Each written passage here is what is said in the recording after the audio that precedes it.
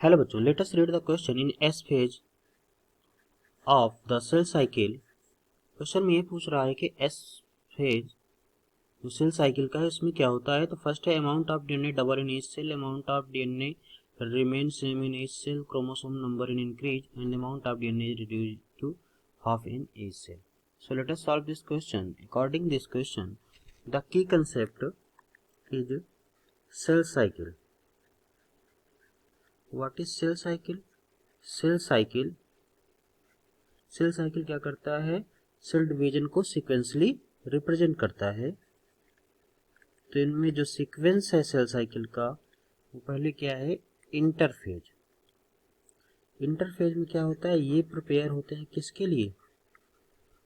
Cell division के लिए। तो इनकी कई सब फेज होती हैं। सब फेज में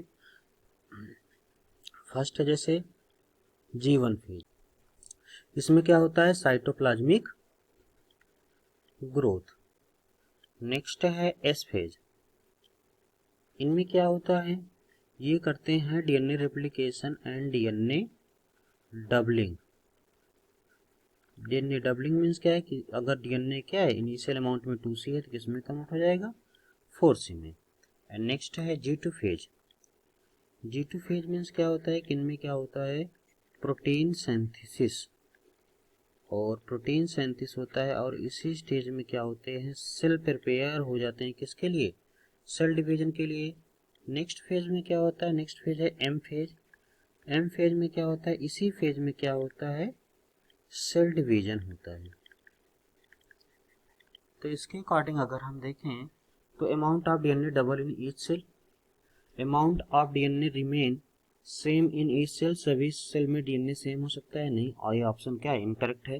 क्रोमोसोम नंबर इज इंक्रीज, ये भी क्या है? इनकरेक्ट है, क्योंकि इसमें क्रोमोसोम नंबर का इंक्रीज हो रहा है? नहीं हो रहा है। Amount of DNA reduce half in each cell, तो जो क्रोमोसोम नंबर रिड्यूज होता है वो कहाँ होता है?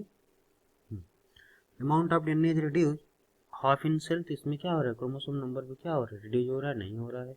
तो इसके अकॉर्डिंग अगर हम देखें तो यहाँ पे क्या हो रहा है? एस फेज में डीएनए डबलिंग हो रहा है, means amount of DNA double in each cell. तो हमारा जो करेक्ट ऑप्शन होगा, करेक्ट ऑप्शन हमारा क्या होगा? First, amount of DNA double in each cell. So I hope you understand it well. Best of luck, thank you.